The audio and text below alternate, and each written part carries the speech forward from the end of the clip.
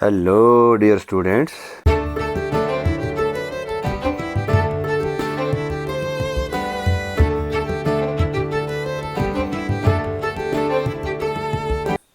आज हम डिस्कस करने जा रहे हैं गोल्गी कॉम्प्लेक्स को। गोल्गी कॉम्प्लेक्स के बारे में हम आज डिस्कस करेंगे। इसका स्ट्रक्चर क्या है, इसका फंक्शन क्या है, इस चीज़ को आज हम डिस्कस करने जा रहे हैं। तो गोल्गी कॉम्प्लेक्स की सबसे पहले हम इसकी डिस्कवरी की बात करेंगे। देखिए, जो गोल्गी कॉम्प्लेक्स है, ये गोल्गी कॉम्प्लेक्स जो है ये डिस्कवर किया था कैमिलो गोल्गी ने। ठीक है, कैमिलो गोल्गी ने 1898 में डिस्कवर किया था in the nerve cell of barn all.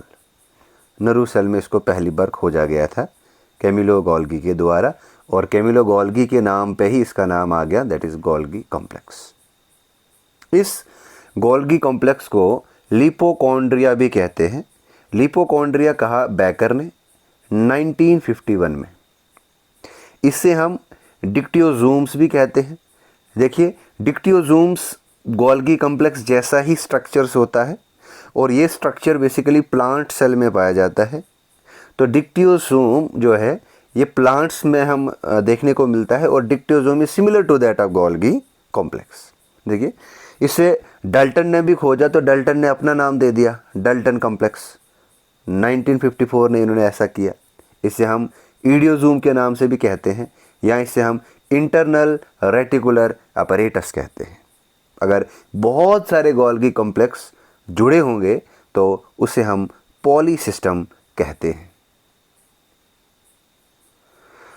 Now अगर हम देखेंगे कि ये प्रेजेंट कहाँ होता है, देखिए यूकैरियोटिक सेल में ऑलमोस्ट हमें ये देखने को मिलता है, लेकिन कुछ एक्सेप्शंस हैं जहाँ पे गोल्गी कॉम्प्लेक्स जो है वो एब्सेंट होता है। अगर हम मैच्योर आरबीसीज की बात करेंगे, वहाँ पे गोल्गी कॉम्प्लेक्स जो है वो एब्सेंट है, और प्रोकैरियोटिक सेल में तो होता ही नहीं। क्योंकि मेम्ब्रेन बोर्ड ऑर्गेनेलीज जो है वो प्रोकैरियोटिक सेल में एब्सेंट होती है। ठीक है ना। अब क्वेश्चन इस पे ऑरिजिन पे भी बनता है कि ये कहाँ से ओरिजिनेट होते हैं। तो याद रखना, ये ओरिजिनेट होते हैं एंडोप्लाज्मिक रेटिकुलम से। ठीक है ना। यही एंडोप्लाज्मिक रेटिकुलम जो न्यूक्लियर मेम्ब्रेन को भी बनाता है, और यही एंडोप्लाज्मिक रेटिकुलम जो है ये गोल्गी ऑपरेटस को बनाता है। यहीं से लाइसोसोम भी निकलेगा, लेकिन मेजॉरिटी में लाइसोसोम जो है गोल्गी ऑपरेटस से बनता है। एंडोप्लाज्मिक रेटिकुलम भी इन्वॉल्व होता है लाइसोसोम की फॉर्मेशन के लिए। अब देखिए, ये नंबर की अगर हम बात करेंगे तो इसका बेसिकली सिंगल लार्ज स्ट्रक्चर्स होता है। अगर हम एनिमल सेल की बात करेंगे तो एनिमल सेल में, most of the animal cell में एक ही गोल्गी कॉम्प्लेक्स देखने को मिलता है, मतलब एक सेल में एक गोल्गी कॉम्प्लेक्स होगा। लेकिन पैरा एमोबा जो है, पैरा एमोबा जो प्रोटोजोन है, इसमें दो बड़े बड़े गोल्गी कॉम्प्लेक्स देखने को मिलते हैं। ऐसे अगर हम एमोबा स्टीरियो मिक्सा की बात करेंगे तो एमोबा स्टीरियो मिक्सा में बहुत सारे गोल्गी कॉम्प्लेक्स होते हैं, और ये गोल्गी कॉम्प्लेक्स डेवलपिंग oocytes में देखने को भी मिलते हैं। ठीक है ना। डेवलपिंग oocytes में भी बहुत सारे गोल्गी कॉम्प्लेक्स देखने को मिलते हैं। अगर हम बात करेंगे नरू सेल की, लीवर सेल की या प्लांट सेल की, तो यहाँ पे मल्टीपल गोल्गी कॉम्प्लेक्स देखने को मिलते हैं, और लीवर सेल में ऑलमोस्ट यानी कि अबाउट 50 गोल्गी कॉम्प्लेक्स देखने को मिलते हैं। नाउ अगर हम साइज़ ऑफ गोल्गी कॉम्प्लेक्स की बात करेंगे तो इसकी साइज़ जो है वो वेरिएबल होती है। ठीक है ना।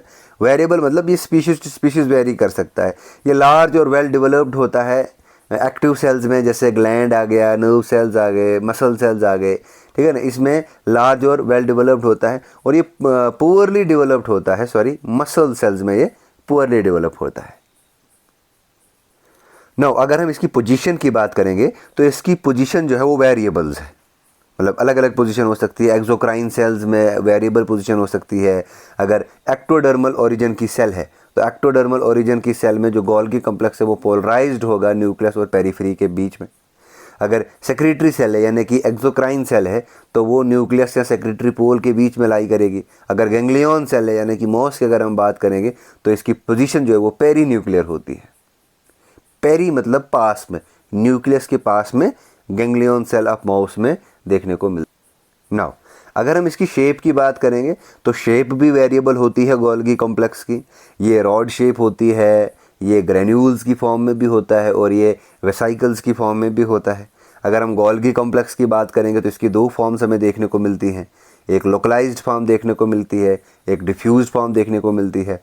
लोकलाइज्ड फॉर्म को हम गोल्गी ज़ूम कहते हैं। इस गोल्गी ज़ूम की फ़िक्स्ड पोजीशन होती है और इसकी फ़िक्स्ड पोजीशन न्यूक्लियस के पास में ही होती है। तो अगर मैं ड्रा करूँ ना, तो अगर मान लो मैंने ये न्यूक्लियस ड्रा किया, इस न्यूक्लियस के अंदर न्यूक्लियोलस और क्रोमेटिन नेटवर्क में बना रहा हूँ, तो इस न्यूक्लियस के पास में यहाँ पे गोल्गी कॉम्प्लेक्स कहीं पे देखने को मिलेगा, ठीक है ना। नाउ उसके बाद अगर हम देखेंगे तो वर्टेब्रल सेल में लोकलाइज्ड फॉर्म होता है गोल्गी कॉम्प्लेक्स का। दूसरा आता है हमारे पास डिफ्यूज्ड फॉर्म। डिफ्यूज्ड फॉर्म को ही हम आइसोलेटेड फॉर्म कहते हैं या इससे हम डिक्टियोजोम्स कहते हैं। अब देखिए, ये जो डिफ्यूज्ड फॉर्म है, ये जो आइसोलेटेड फॉर्म है या डिक्टियोजोम जो है, ये स्कैटर्ड होता है साइटोप्लाज्म में गोल्गी कॉम्प्लेक्स, ठीक है ना। तो अगर गोल्गी कॉम्प्लेक्स स्कैटर्ड है यानी कि डिक्टियोजोम है, तो डिक्टियोजोम मैंने पहले भी बताया आपको, डिक्टियोजोम प्लांट सेल में देखने को मिलता है। तो लोकलाइज्ड फॉर्म की अगर हम बात करेंगे तो ये एनिमल सेल में देखने को मिलेगा, और अगर हम डिफ्यूज्ड फॉर्म की बात करेंगे तो वो प्लांट सेल में हमें देखने को मिलेगा। नाउ नेक्स्ट आता है कि पोलैरिटी।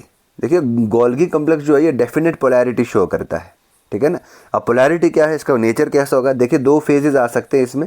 एक आता है सिस फेज, दूसरा आता है ट्रांस फेज। तो गोल्गी कॉम्प्लेक्स अगर मैं स्ट्रक्चर ड्रा करूँ एज पर एनसीईआरटी, तो कुछ ऐसा स्ट्रक्चर होता है। ये वाला फेज जो है इसको हम बोलते हैं सिस फेज, और ये वाला फेज जो इसको बोलते हैं हम ट्रांस फेज, ठीक है ना। This is basically cis phase, और ये वाला फेज जो है this is trans phase. Now अगर हम बात करेंगे ट्रांस फेज की, तो ट्रांस फेज थोड़ा सा कनकेव होता है। ट्रांस फेज थोड़ा सा कनकेव होता है और ये प्लाज्मा मेम्ब्रेन की तरफ फेस करता है। अगर हम बात करेंगे सिस फेज की, तो सिस फेज थोड़ा सा कनकेव होता है, और कनकेव होगा तो ये कहाँ की तरफ फेस करेगा? ये फेस करेगा थोड़ा सा एंडोप्लाज्मिक रेटिकुलम या न्यूक्लियस की तरफ ये फेस करेगा। तो याद रखना, जो ट्रांस फेज है बेटा, तो ट्रांस फेज का नेचर कनकेव है, और जो सिस फेज है, तो सिस फेज का नेचर जो है वो कन्वेक्स है। नाउ अब आते हैं हम इसका डिटेल स्ट्रक्चर पे। जो देखिए, अगर हम स्ट्रक्चर की बात करेंगे तो गोल्गी कॉम्प्लेक्स स्ट्रक्चरली 3 पार्ट्स से बना हुआ है। एक को हम सिस्टर्ने हैं, जिसे हम लेमिला के नाम से भी जानते हैं। दूसरा आता है ट्यूब्यूल्स आते हैं। तीसरा जो है वो वेसाइकल्स आते हैं, या सिंपली आप कह सकते हो वैक्यूल्स। अगर वेसाइकल्स की बात करेंगे, ये बेसिकली सैक लाइक स्ट्रक्चर्स होते हैं। ये मैच्योरिंग फेज के आसपास प्रेजेंट होते हैं। और अगर हम ट्यूब्यूल्स की बात करेंगे, ये tubules basically tube like structures होते हैं, और ये tube like structures basically branched होते हैं, और बेसिकली ये कहाँ की तरफ होते हैं? ये फॉर्मिंग फेज की तरफ होते हैं। और अगर हम सिस्टर्ने की बात करेंगे यानी कि लेमिला की बात करेंगे, तो ये सैक लाइक स्ट्रक्चर्स ये भी होते हैं। ये अनब्रांच्ड होते हैं, लेकिन ये पैरेलली प्रेजेंट होते हैं, कॉन्सेंट्रिक होते हैं। कॉन्सेंट्रिक बोले तो ये सेंटर की तरफ होंगे, और बेसिकली ट्यूब्यूल्स के आजू बाजू ये होते हैं। तो स्ट्रक्चरली अगर हम देखेंगे तो गोल्गी कॉम्प्लेक्स के 3 पार्ट्स आते हैं। एक आगे सिस्टर्ने, दूसरा ट्यूब्यूल्स, और तीसरा वेसाइकल्स। नाउ सिस्टर्ने को थोड़ा और डिटेल से देखेंगे। सिस्टर्ने बेसिकली है क्या? सिस्टर्ने में स्मॉल पोर्स होते हैं, ठीक है ना। पोर लाइक स्ट्रक्चर्स होते हैं मेम्ब्रेन पे, जिन्हें हम फेनेस्ट्रेशन कहते हैं, ठीक है ना। सिस्टर्ने की मेम्ब्रेन पे छोटे छोटे पोर लाइक स्ट्रक्चर्स होते हैं। इन छोटे छोटे पोर लाइक स्ट्रक्चर्स को हम फेनेस्ट्रेशंस कहते हैं। नाउ सिस्टर्ने की अलग टाइप्स हैं। सिस गोल्गी इसी में आता है, एंडो गोल्गी आता है, मेडिकल गोल्गी आता है, और ट्रांस गोल्गी भी इसी में आता है। नाउ अगर हम बात करें, देखिए मैंने थोड़ा सा स्ट्रक्चर ड्रा किया है। तो अगर मैं बात करूँ, देखिए गोल्गी कॉम्प्लेक्स बनाने की, ये मैंने फॉर्मिंग फेज बनाया है, यहाँ पे मैचुरेटिंग फेज है, ये यहाँ पे वेसाइकल्स यानी कि वैक्यूल्स देखने को मिलते हैं, ये ट्यूब्यूल्स है, ट्यूब लाइक स्ट्रक्चर्स होते हैं, और ये सिस्टर्ने है। बेसिकली ये सिस्टर्ने 60 to 90 एंगस्ट्रॉम्स इनका डायमीटर होता है। छोटे छोटे वेसाइकल्स होते हैं। इसके साथ साथ इंटर सिस्टर्नल स्पेस होता है, मतलब सिस्टर्ने के बीच में जो स्पेस है, ये वाले space, these are known as inter cisternal space. और इंटर सिस्टर्नल स्पेस का जो स्पेस है वो बेसिकली 100 to 300 एंगस्ट्रॉम होता है। नाउ अब स्ट्रक्चर्स के बाद हम इसके फंक्शंस पे आते हैं। फंक्शन की अगर हम बात करेंगे तो सबसे पहले गोल्गी कॉम्प्लेक्स जो है ये एक इंट्रा सेलुलर ट्रांसपोर्ट सिस्टम का एक हिस्सा है, ठीक है ना। सेल के अंदर क्या बन रहा है उसको ट्रांसपोर्टेशन में ये हेल्प करता है। जैसे अगर प्रोटीन है, प्रोटीन राइबोसोम्स बनाता है, उसको मॉडिफिकेशंस के लिए हम गोल्गी कॉम्प्लेक्स में ले लेते हैं। गोल्गी कॉम्प्लेक्स जो है प्रोटीन को मॉडिफाई कर देता है। प्रोटीन को ही नहीं, प्रोटीन के साथ साथ कार्बोहाइड्रेट, स्टेरॉल्स वगैरह को भी ये मॉडिफाई कर देता है और इसे स्टोर भी करता है। यानी कि गोल्गी कॉम्प्लेक्स का मोस्ट इंपॉर्टेंट रोल जो है वो प्रोटीन प्रोसेसिंग है। प्रोटीन की प्रोसेसिंग जो है वो होती ही गोल्गी कॉम्प्लेक्स में है। प्रोटीन है तो सपोज करो हमारे पास प्रोटीन एक है, ये प्रोटीन जो है ये सिस फेस से आएगी और ट्रांस फेस से निकलेगी, और एक मॉडिफाइड प्रोटीन हमारे पास, एक प्रोसेस्ड प्रोटीन हमारे पास आता है। इसके साथ साथ ये बहुत सारे मेम्ब्रेन ट्रांसफॉर्मेशंस कैरी आउट करता है। इसके साथ साथ गोल्गी कॉम्प्लेक्स से ही सेल वॉल की फॉर्मेशंस होती है। मोस्ट इंपॉर्टेंट पॉइंट है, नोट कर लेना है। साथ साथ में सेल वॉल तो बनाता ही है, प्लाज्मा मेम्ब्रेन की फॉर्मेशन भी करता है। प्लाज्मा मेम्ब्रेन के साथ साथ लाइसोसोम की फॉर्मेशन भी करता है। तो गोल्गी कॉम्प्लेक्स खुद कहाँ से आया? गोल्गी कॉम्प्लेक्स ईआर से आया। कहाँ से आया? ईआर से आया, एंडोप्लाज्मिक रेटिकुलम से आया। ठीक है ना, एक बार बताता हूँ मैं। देखिए, अगर मैं बात करूँ गोल्गी कॉम्प्लेक्स की, गोल्गी कॉम्प्लेक्स से कहाँ से आया? ये गोल्गी कॉम्प्लेक्स आया ईआर से। ठीक है ना, ये क्या बनाएगा? ये बनाता है सीडब्ल्यू, यानी कि सेल वॉल भी बनाएगा। ये पीएम बनाएगा, यानी कि प्लाज्मा मेम्ब्रेन बनाएगा, और साथ साथ में ये वैक्यूल को भी बनाता है। ठीक है ना, और साथ साथ में अगर हम बात करेंगे ये लाइसोसोम को भी बनाता है। तो गोल्गी कॉम्प्लेक्स एक इंपॉर्टेंट ऑर्गेनेली है। इसके अलावा मैंने बताया ये प्रोटीन की प्रोसेसिंग में हेल्पफुल है। तो प्रोटीन की प्रोसेसिंग कौन करता है? प्रोटीन की प्रोसेसिंग गोल्गी कॉम्प्लेक्स करता है। नाउ इसके अलावा और क्या करता है ना, यानी कि प्लाज्मा मेम्ब्रेन की रिसाइकलिंग को भी ये करता है। मतलब अगर प्लाज्मा मेम्ब्रेन कहीं पर रप्चर हो गई तो उसकी रिसाइकलिंग कौन करेगा? ये भी गोल्गी कॉम्प्लेक्स करेगा। इसके साथ साथ जो ट्यूमर या कैंसर सेल है उनके वहाँ पे पिगमेंटेशन कौन प्रोड्यूस करता है? गोल्गी कॉम्प्लेक्स प्रोड्यूस करता है। इसके साथ साथ ये बहुत सारे हार्मोन की प्रोडक्शन करता है, यानी कि जैसे एंडोक्राइन ग्लैंड है वो मेडिएट होते हैं थ्रू गोल्गी अपरेटस। जैसे कि थायरॉक्सिन जो है थायराइड ग्लैंड से जो है वो रिलीज़ होता है। थायराइड ग्लैंड से थायरॉक्सिन हार्मोन रिलीज़ होता है, और इस थायरॉक्सिन हार्मोन को मेडिएट जो है वो गोल्गी कॉम्प्लेक्स के द्वारा किया जाता है। अगर हम बात करेंगे थायराइड ग्लैंड की, तो थायराइड ग्लैंड हमारे एडम्स एप्पल के बॉटम में होता है, और ये थायराइड ग्लैंड जो है ये 3 तरह के हार्मोन रिलीज़ करता है। एक करता है ये T3 जिसे हम कहते हैं ट्राई आइडो थायरॉक्सिन, उसके बाद T4 जिसे हम थायरॉक्सिन कहते हैं, और साथ में ये कैल्सिटोनिन भी करता है। ठीक है ना, ये कैल्सिटोनिन जो है ये मेजर रोल इसका जो है वो है कैल्शियम की हेमिस्टैसिस, यानी कि कैल्शियम को हमारी बॉडी में मेंटेन करने का काम है। अगर हम T3 की बात करेंगे तो T3 जो है ये ट्राई आइडो थायरॉक्सिन है। ये थायराइड हार्मोन के द्वारा, थायराइड ग्लैंड के द्वारा सिक्रीट किया जाता है, और T4 जो है थायरॉक्सिन है। यही जो है हमारा ब्लड शुगर लेवल है उसको मेजॉरिटी में ये कंट्रोल करते हैं, और साथ साथ में ये जो है ब्लड सिस्टम को रेगुलेट करने में भी ये काम करते हैं। इसके साथ साथ अगर हम देखेंगे तो ट्रांसपोर्टेशन ऑफ लिपिड्स, सेल के अराउंड में ट्रांसपोर्टेशन ऑफ लिपिड्स के लिए भी इंपॉर्टेंट रोल होता है। तो पोस्ट ट्रांसलेशनल प्रोटीन मॉडिफिकेशन भी यहीं पे होता है। प्रोटीन बनता कहाँ पे है? एंडोप्लाज्मिक रेटिकुलम के ऊपर राइबोसोम्स होते हैं। तो ribosomes is the protein factory. Endoplasmic reticulum उसके लिए नेटवर्क प्रोवाइड करता है। तो पोस्ट ट्रांसलेशनल मॉडिफिकेशन जो है वो गोल्गी कॉम्प्लेक्स ही करता है। इसके साथ साथ सॉर्टिंग करना होगा, पैकिंग करना होगा, या रूटिंग करना होगा, या रिसाइकल करना होगा मॉडिफाइड प्रोटीन की। और जो मॉडिफाइड प्रोटीन रिसाइकल होकर आते हैं उसे कहते हैं कैर्गोस। ठीक है ना, और इन्हें अप्रोप्रिएट सेलुलर डेस्टिनेशन तक पहुंचाने का काम जो है वो गोल्गी कॉम्प्लेक्स ही करता है। एक बार फिर से बताऊंगा, प्रोटीन को सॉर्ट करना होगा, खोजना होगा, पैक करना होगा, या उसका रूट बताना होगा, या प्रोटीन को रिसाइकल करना होता है। ठीक है ना, तो मॉडिफाइड प्रोटीन कौन करता है? ये गोल्गी कॉम्प्लेक्स करता है। उसके बाद इन्हें अप्रोप्रिएट सेलुलर डेस्टिनेशन तक भी यही पहुंचा। नाउ इसके अलावा ये एक इंपॉर्टेंट रोल प्ले करता है prevention of destruction of cell, यानी कि अपोप्टोसिस। अपोप्टोसिस क्या होता है? अपोप्टोसिस को हम पीसीडी कहते हैं। What is PCD? PCD is basically programmed cell death.